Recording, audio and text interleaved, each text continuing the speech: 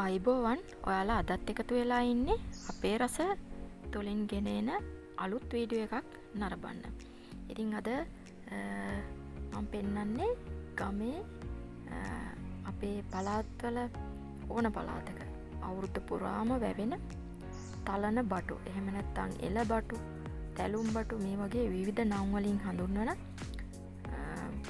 ගුණ වලින් සප්පිරි මෙම ගසේ ගෙඩි වගේම දලුත් කැඳ විදියට හදලා බොන්න පුළුවන්. මං අද මේ ගහෙන් නෙලා ගන්න ගෙඩි කොහොමද රසට ව්‍යංජනයක් විදියට පිළියෙල කරගන්නේ කියලා තමයි ඕගොල්ලන්ට කියලා දෙන්න යන්නේ. ඊළඟට අපි බලමු මේක කොහොමද සුද්ධ කරගෙන තලා ගන්න කියලා. ඒ වගේම මේකට තව මොනවාද උයන්න අවශ්‍ය ද්‍රව්‍ය කියලා මේ වෙලාවේ මම පෙන්නන්නම්. හරි, ඉස්සල්ලාම කරන්නේ මේ තල්න බටු වල නැට්ට මේ විදිහට මේ වගේ කටු තියෙනවා ප්‍රවේශමෙන් කපලා අයින් කරගන්න. මොකද මේක අපි අර ඇට අයින් කරන්න තැළුවට පස්සේ මේක ගලවන්න අමාරුයි. එහෙනම් මෙන්න මේ විදිහට මේකේ ගෙඩිය නැට්ට කපලා පිහියකින් අයින් කරගන්න ඕනේ.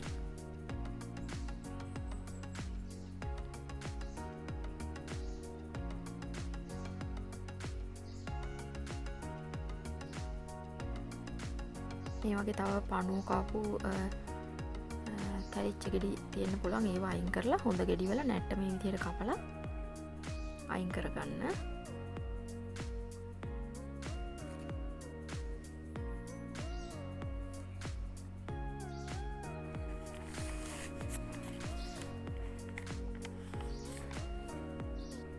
දැන් මම ගෙඩි ටික ඔක්කොම මේ විදිහට කපලා ගත්තා. ඊළඟට මේ ටික තලන්න ඕනි. කියන්නේ මේ වගේ කහට ගතිය තියෙනවා මැද. ඒ නිසා තලලා මේ වගේ ඇට අයින් කරන්න ඕනේ. ඒකට මම මෙන්න මේ වගේ අලුත් ක්‍රමයක් ඕගොල්ලන්ට කියලා දෙනවා. ඒ තමයි shopping bag එකකට මේ ගෙඩි චුට්ට චුට්ට දාලා මේ විදිහට තලා ගන්න ඕනේ. එතකොට මේවා අර කහට ඇඟට එන්නෙත් නෑ. හැමතැනම ඇට විසි වෙන්නෙත් නෑ. බලන්න මේක පහසු ක්‍රමයක්. ඊට පස්සේ මේම තලාගත්ත ගෙඩි ටික දැන් බලන්න ලස්සනට තැල්ලා තිනවා. ඒ ටික මම ලුණුයි කහයි වතුර චුට්ටකට දාලා ඒකට මේ තලපු ගෙඩි ටික දාන්න යන්නේ. වතුර ටිකක් ගන්න මේ වෙලාවේ. මේකට ලුණු කුඩු තේ හැන්දක් ඒ වගේම කහ කුඩු තේ හැඳි කාලක් වගේ දාලා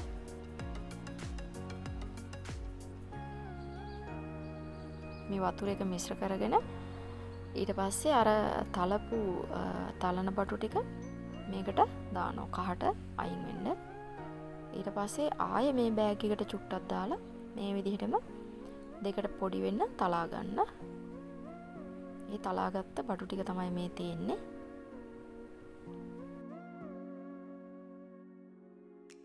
දැන් මේ ඇට ටික දැම්මොත් ඕගොල්ලන්ට ආයේ පැලෑටි හදාගන්නත් ලේසියෙන් පුළුවන්. ඊළඟට කරන්නේ මම මෙන්න මේ වගේ මේ ටික හොඳට හොදන්න ඕනේ. මේකේ අර මැද ඇට ගතිය තිබ්බොත් එහෙම තිත්ත එනවා. ඒ ඉඳ චුට්ටක් තිබ්බට කමන්නේ. ඉඳ හොඳට අතින් පොඩි කරලා මෙන්න මේ වගේ ඇට අයින් කරලා ආය අලුත් වතුර ටිකකට දාලා ඒකෙන් හොද ගන්නත් ඕනේ. මේ වගේ ගෙඩියක් අරගෙන මේ බලන්න මම ඇට අයින් කරන විදිය. මේ වගේ ටිකක් මෝරපු ගෙඩි වල මේ විදිහට ඇට ටික අයින් කරගන්න නියපොත්තෙන්. ඊට පස්සේ ඒ අයින් කරගත්ත අලුත් වතුර භාජනයකට දාන්න.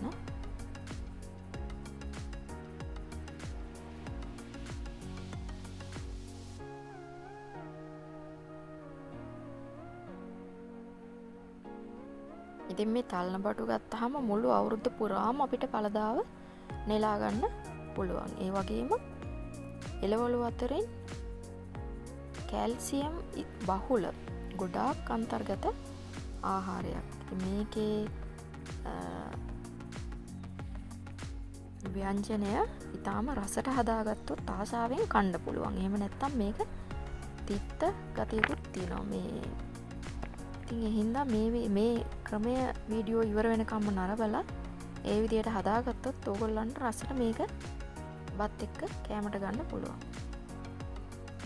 ඉතින් මේ ටික සෝදන ගමන් මම මේකේ චුට්ටක්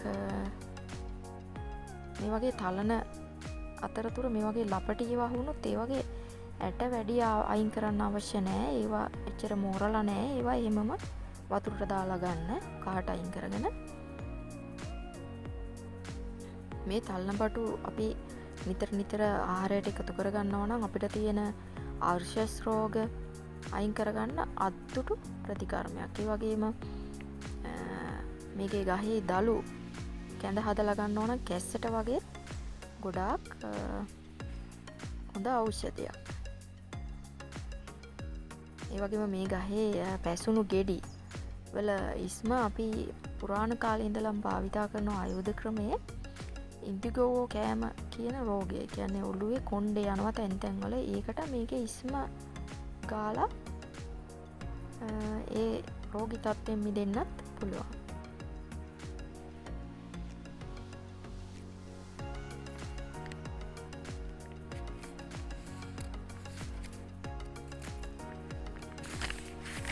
මං ආය අලුත් වතුරින් මේ ටික සෝදලා මේ විදිහට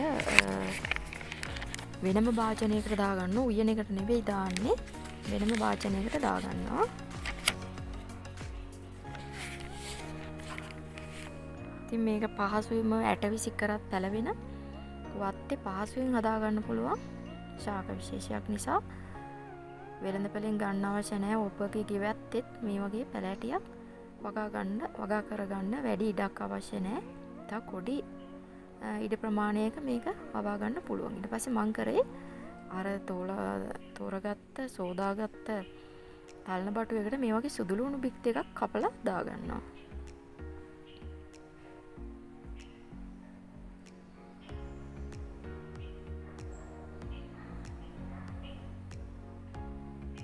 ඊළඟට ලුණු පොඩි කෑල්ලකුත් කපලා තල්න බටු එකට දානවා.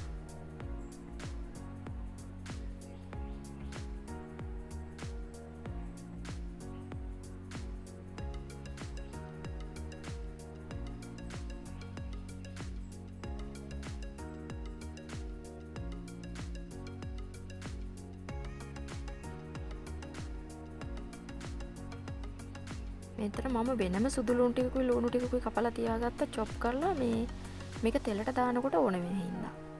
ඉතින් ඒ ටික වෙනම අයින් කරලා තියෙනවා. ඊට පස්සේ අම්බෙරස් කරල් දෙකක් විතර මේ විදියට පළලා ඒකත් තල්න බටු තියෙන භාජනයටම දාගන්න. මෙතන මම අරගෙන තියෙන තල්න බටු ග්‍රෑම් 250ක් වගේ. ඊට පස්සේ මේක කහට ගතිය පොඩ්ඩක් අඩු කරගන්න අපි කහට ජාතිය උයනකොට එළවලු උයනකොට තක්කාලි ගෙඩියක් වගේ දාගන්නවා. ඒකත් මේ විදිහට කපලා දානවා. පස්සේ රම්පේ කැවැල්ලක් කරපිංචා වගේ දේවලුත් දාගන්න.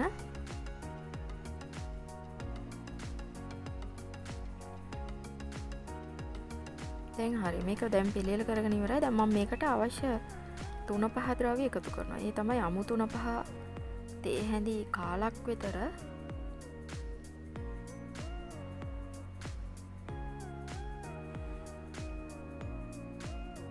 ලුණු කුඩු තේ හැන්දක්. මොකද මම මෙතන එළබටු ග්‍රෑම් 250ක් වගේ තමයි ගත්තේ. ලුණු කුඩු තේ හැන්දක් වගේ ප්‍රමාණවත්. ඊළඟට වැදපු 3-5ත් මං තේ හැඳි භාගයක් වගේ දාගත්තා.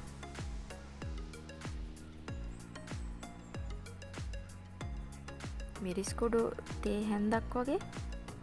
මේකට වැඩි මිරිස් දාන්න එපා. කිරට තමයි රස. නිසා තේ හැන්දක් වගේ පොඩ්ඩක් ප්‍රමාණවත්. ඊළඟට උළුහාල් කුඩු හෝ ඇට කීපයක්.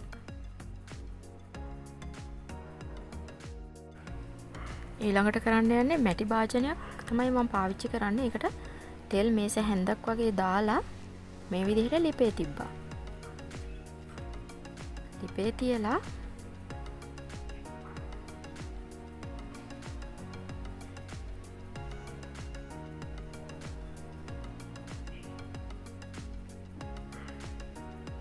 ඊට පස්සේ මේ තෙල් එක රත් වෙගෙන එනකොට මම අර ඉස්සල්ලා හීනියට කපාගත්ත සුදු ලුණු බීලුණු ඒ ටික මේකට දාලා පොඩ්ඩක් බ්‍රවුන් පාට වෙන්න බෙද ගන්නවා. තෙල් ගොඩාක් අවශ්‍ය නැහැ. චුට්ටක් දැම්මහම ඇති මේ ටික මේ බෙද ගන්න විතරක්.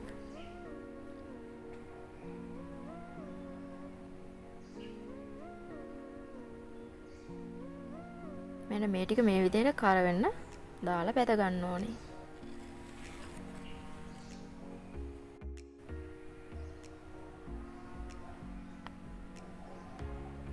දැන් මේක බ්‍රවුන් පාට වෙලා ඉවරයි. ඊළඟට මම අර ඉස්සෙල්ලා හදාගත්ත තලන බටු මිශ්‍රණය තියෙනවනේ. ඒක පොඩ්ඩක් කලවම් කරලා මේ විදිහට අර තෙල් කරදෑවිච්ච එකට දාගන්න. දාලා මේ වෙලාවේ මේකට වතුර එහෙම එකතු කරන්න එපා. මේ තෙල් ටිකෙන්ම මේක මේ එකතු වෙච්ච තෙත ගතියත් එක්ක මේක අපිට පොඩ්ඩක් තඹ ගන්න පුළුවන්. එතකොට තමයි අර 3-5 කෑලි වලට අහලා සුවඳක් රසයක් තියෙන්නේ. දැන් මේක මම මේ විදිහට පොඩ්ඩක් කලවම් කරලා ලිපේ ගින්දර හොඳටම අඩු කරලා ඊළඟට පියනකින් වහලා විනාඩි 5-6ක් තැම්බෙන්න තියෙනවා. ඊට පස්සේ මම මෙතන පිළියෙල කරගෙන තියෙනවා පොල් බෑයක වගේ මිටි කිරි. අඬු කෝප්ප එකහමාරක් වගේ මම කලින් පිළියෙල කරගත්තා.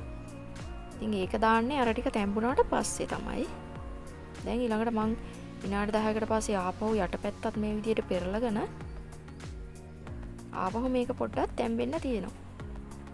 මේක අර තෙල් එකේ ඒ ස්මර්ලිනුයි හොඳට තැම්බෙනවා.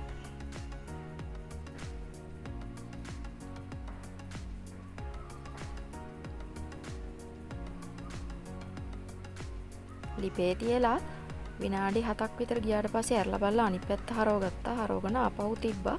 ඔක්කොම විනාඩි 10කින් විතර මේක පිස ගන්න පුළුවන්. දැන් බලන්න මේක ලස්සන පාටක් ලස්සන සුවඳක් තියෙනවා. ඉතින් ඔයාලත් උයලා බලන්න. ඊළඟට මම දැන් අර හදාගත්ත මිටි කිරි තියෙනවනේ මිටි කිරි ටික මේකට දාගන්නවා. මේ විදිහට දාලා ආපහු විනාඩියක් දෙකක් මිටි කිරි ටික තැම්බෙන්න හරිනවා. මේ වෙලාවේ චුට්ටක් කලවම් කරමින් මේක ඉන්න මොකද නැත්තම් මිටි කිරි ටික කැට ගහලා යන්න පුළුවන්නේ. ඒ හින්දා කලවම් කර කර මේක පිස ගන්න විනාඩි 2-3ක් වගේ කිරි ටික තැම්බෙනකම්.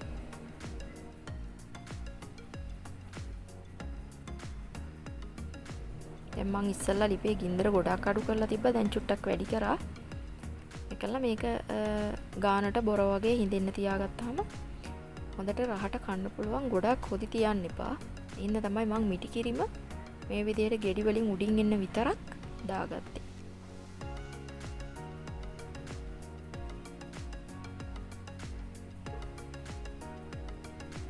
මේ වගේ ඉදෙනකොට මේකේ කිරි කලවම් කර කර ළඟ ඉඳලා හදාගන්න. අපේ තල්න බටු ව්‍යංජනය රසට ඒ වගේම කෑලි පොඩි වෙන්නේ නැතුව ගානට තැම්බිලා තිනවා. විනාඩි 2-3ක් යද්දි පොල් කිරිත් එක්ක තැම්බුණා. දැන් මට මේක ලුණු ඇඹුල් පදම බලලා බිම තියාගන්න තියෙනවා. ඉතින් ඕගොල්ලන්ට මේකට ඕන නම් උම්බලකඩ ඒ වගේම හාල් මැස්සු වගේ දේකුත් එකතු කරගන්න පුළුවන්. ඉතින් මේ වගේ රසගුණ පිරි තල්න බටු නිතර නිතර ආහාරයට අරගෙන නිරෝගිමත් සෞඛ්‍ය සම්පන්න ජීවත් වෙන්න පුරුදු වෙන්න. ඉතින් අදත් අපේ රස YouTube channel එක නැරඹු ඔබට සුබ දවසක්. ඒ වගේම මතක තියාගන්න අපේ channel එක subscribe කරලා දිගටම අපේ වීඩියෝ නරඹන්න. ඔයාලට රසගුණ පිරි දේවල් නිවසේදීම පෙළෙල කරගන්න විදිය පහසුවෙන්ම ලේසියෙන්ම ඉගෙන ගන්න පුළුවන්. විශේෂයෙන් ගමේ ක්‍රමයට කොහොමද ඒවා රසකාරක නැතුව පිළියෙල කරගන්න කියලා. ඉතින් අපේ වීඩියෝ වලට ලයික් එකක් කමෙන්ට් එකක් දානවා නම් ඒකත් ඉතා අගය කරලා මේ වෙලාවේ සලකනවා.